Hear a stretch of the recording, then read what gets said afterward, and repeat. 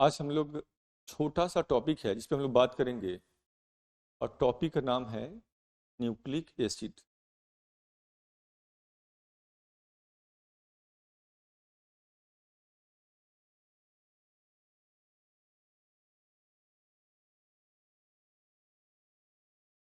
ये बिल्कुल conceptual topic है, लेकिन थोड़ा सा पहले हम लोग चलते हैं, इसके पृष्ठभूमि को समझते हैं कि न्यूक्लिक एसिड ये नाम कैसे पड़ा, कहाँ से आया।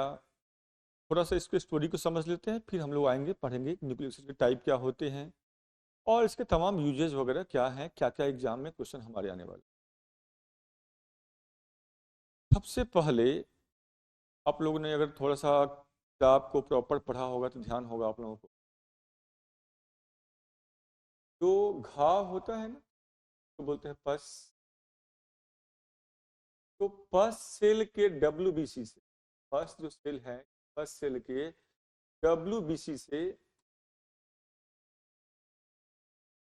सबसे पहले सेल निकाला गया और इस सेल के भीतर सेल है। तो WBC में क्या होता है, न्यूक्लियस तो होता ही होता है, न्यूक्लियोटेड सेल है ये। इसमें जो न्यूक्लियस है, इस न्यूक्लियस पे कुछ स्टडी किया जा रहा था। न्यूक्लियस के अंदर जो द्रव्य है, जो इसका नाम क्या है, इस प्रोटोप्लाज्म का नाम क्या है, न्यूक्लियोप्लाज्म। न्यूक्लियस के अंदर के प्रोटोप्लाज्म का नाम क्या है, न्यूक्लियोप्लाज्म। और इसी न्यूक्लियोप्लाज्म के भीतर एक एसिडिक सब्सटेंस मिला और उस एसिडिक सब्सटेंस का नाम क्या था, न्यूक्लिन। तो नाम रखा गया न्यूक्लिन। और ये रखने वाला साइंटिस्ट कौन था, साइंटिस्ट का नाम क्या था, फ्रेडरिक।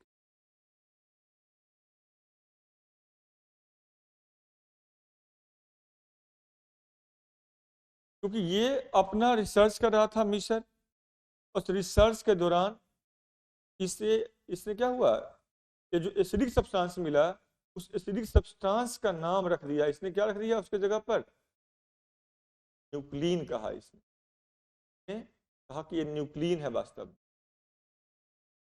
और इस प्रकार से आगे यही न्यूक्लिन किस नाम से जाना गया, वो जाना गया न्यूक्लिक एसिड के नाम से। और ये नामकरण जो न्यूक्लिक एसिड है ये किसने दिया है, तो ये दिया है नामकरण बेसिकली अल्टमैन ने। लेटर क्या हुआ, अल्टमैन जो है, अल्टमैन ने न्यूक्लिक एसिड नाम दिया, इसी न्यूक्लिन को कहा न्यूक्लिक एसिड। दो तीन बातें आप लोगों को यहाँ पे बिल्कुल याद रखना चाहिए। न्यूक्लिक एसिड के लिए तीन चार टर्म याद रखो। पहला, न्यूक्लिन टर्म किसने दिया है, तो खुद फ्रेडरिक मिशर ने दिया है। जबकि न्यूक्लिक एसिड टर्म किसने दिया है, तो ये अल्टमैन ने दिया।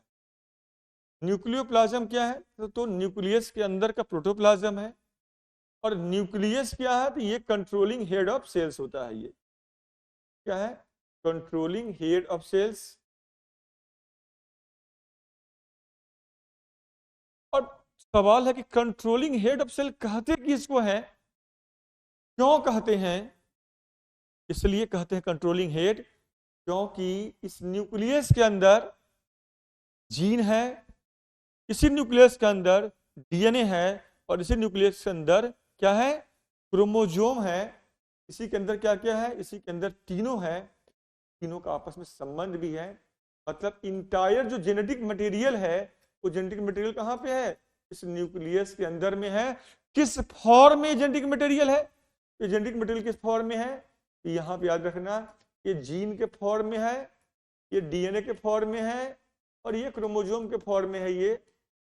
और अगर थोड़ा सा और समझे तो जीन क्या है, तो जीन क्या है, ये वो DNA का स्मॉलेस्ट फंक्शनल यूनिट है। DNA का स्मॉलेस्ट फंक्शनल यूनिट का नाम क्या है, जीन है। जीन क्या करता है, ये कैरेक्टर को डिटरमाइन करने का काम करता है। तुम्हारा नाक है, कान है, लंबाई है, चौड़ाई है, मोटाई है, कलर है, बाल का है, हर एक चीज किसने तय किया हुआ है, ये तय किया है जीन ने। हर एक एक लक्षण के लिए एक जीन जवाबदेह है। और जीन पे बहुत सारा बात हम लोग आगे देखेंगे कि वन जीन वन एंजाइम भी थियरी आया था जिसको बीडल टॉटम ने दिया था, और उधर अभी नहीं जा रहे हम लोग हैं। फिलहाल इतना समझ लो आप लोग जो जीन है वो जीन भी कहाँ है, इस न्यूक्लियस के अंदर। जीन का काम क्या है, ये कैरेक्टर को तय करता है। ये जीन खुद क्या है, तो ये डीएनए का फंक्शनल यूनिट है। मतलब डीएनए में कुछ ऐसा ही भाग है जो नॉन फंक्शनल है। तो डीएनए फिर क्या है, यहाँ पे डीएनए क्या है, जीन को अपने अंदर रखे हुए है।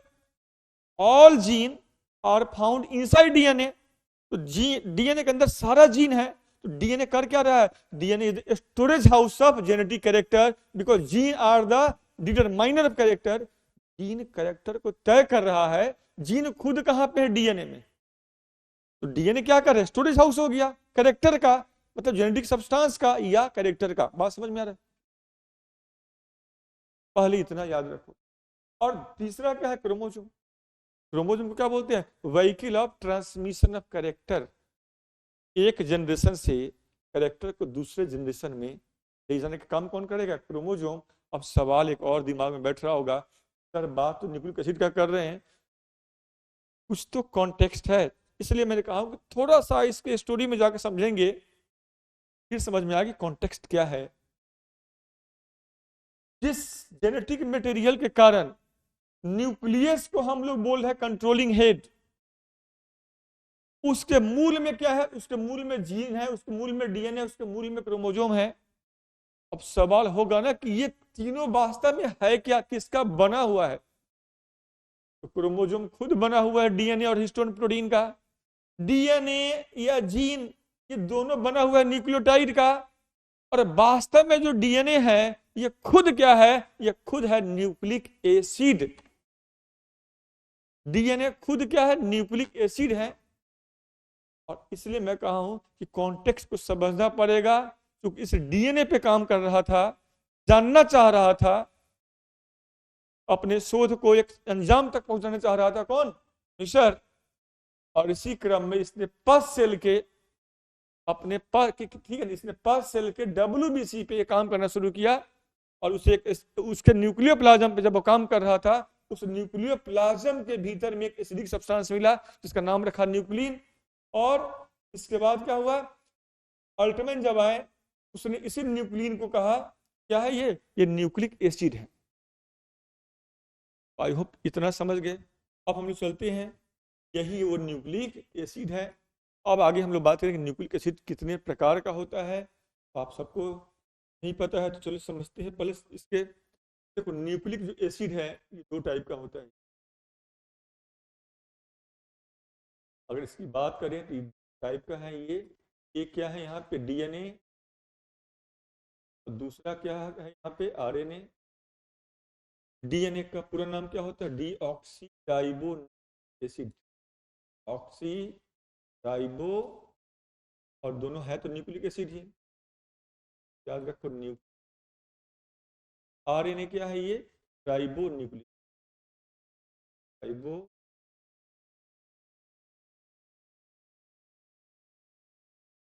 अब यहाँ पे आप लोगों को अगर गौर से देखो एक चीज तो क्लियर हो जा रहा है, यहाँ पे राइबो है और यहाँ पे डीऑक्सी राइबो है। क्या है अभी तो आगे बात करेंगे, पर एक चीज साफ साफ है कि दोनों एसिड है। कौन सा, न्यूक्लिक एसिड।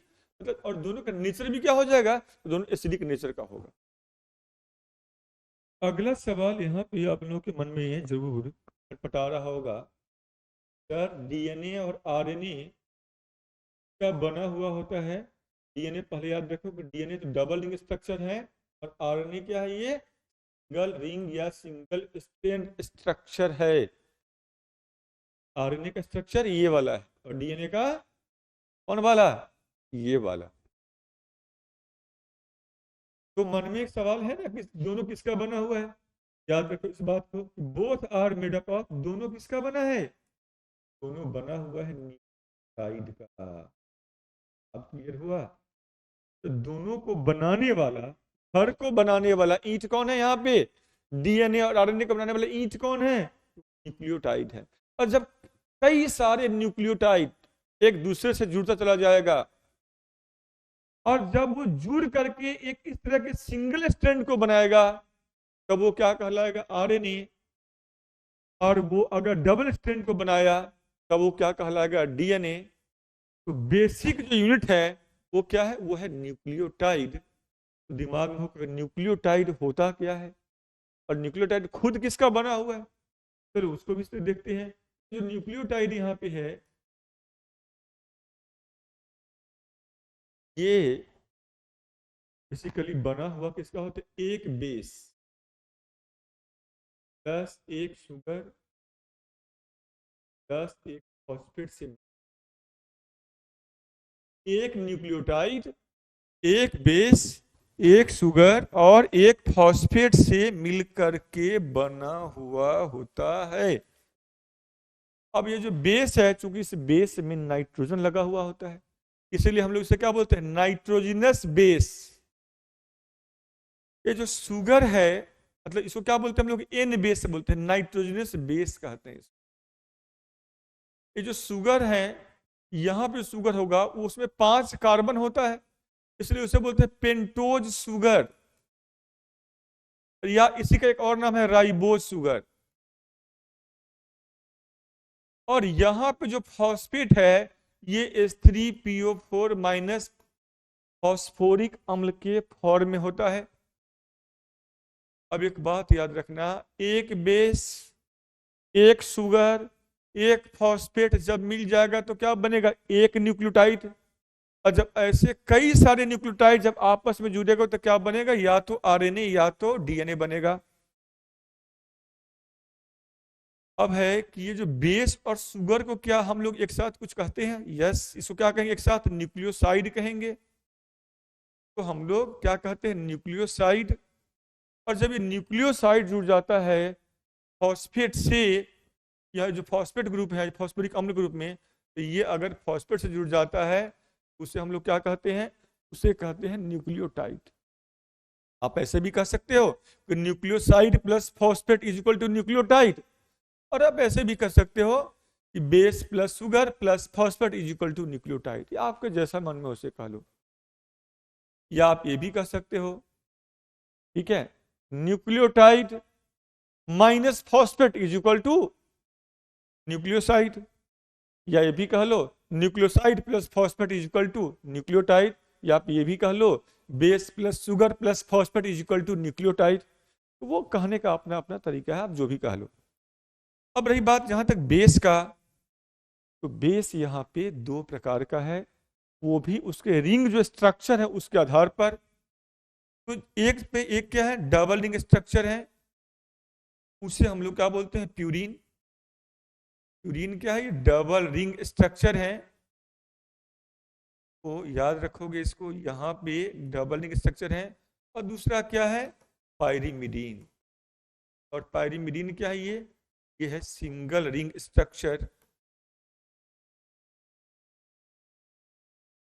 और इसके साथ यहाँ पे क्या है, राइबोज शुगर।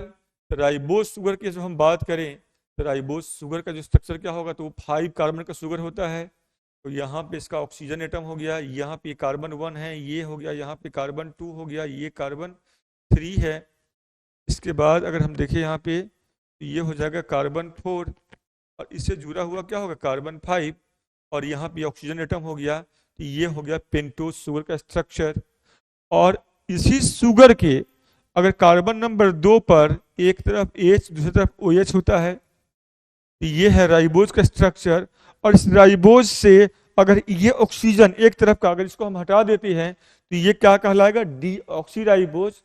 तो जिस शुगर में यहाँ पे जो देख पा रहे हो, ये ऑक्सीजन अगर हम यहाँ से हटा दिए, एक ऑक्सीजन इसको अगर हटा दिए तो क्या बदल जाएगा, ये डीऑक्सीराइबोज कहलाएगा।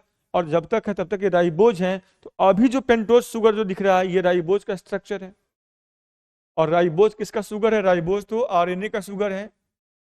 और एक ऑक्सीजन अगर माइनस कर देंगे, अब्सेंट कर देंगे, एक ऑक्सीजन डेफिशिएंट शुगर है, तो वो शुगर क्या कहलाएगा, तो वो शुगर कहलाएगा डीऑक्सीराइबोज, जो डीएनए में होता है। तो 2 बातें क्लियर हो गया, डीएनए में डीऑक्सीराइबोज शुगर होगा, आरएनए में राइबोज शुगर होगा। राइबोज शुगर को पहचानने का तरीका क्या होगा, H और OH होगा। डीऑक्सीराइबोज का मतलब हुआ कि H और OH का जो जगह पे यहाँ भी H ही होगा, एक O जो है ये O नहीं होगा कार्बन नंबर 2 पर। क्वेश्चन पूछेगा यहाँ पे डीऑक्सीराइबोज होने का वजह क्या है, याद रखना one oxygen deficient sugar at carbon number 2, one oxygen deficient sugar at carbon number 2 are called what? Deoxyribose. तो दो तरह का सुगर हो गया, एक क्या है राइबोज और दूसरा डीऑक्सीराइबोज, और दोनों में कार्बन की संख्या कितना है? तो दोनों में कार्बन की संख्या 5 ही है, इसलिए क्या कहेंगे? Pentose sugar. अब जहां तक बात रही प्यूरिन और पायरिमिडिन, ये बेस का, और ये क्या है? फॉस्फोरिक एसिड H3PO4 माइनस है यहाँ पे स्ट्रक्चर। तो पहले समझते हम लोग है प्यूरिन और पायरिमिडिन ये कितने प्रकार का होता है। ये यहां से हम लोग इसको देखते हैं। अब देखो जो प्यूरिन है, ये जो प्यूरिन है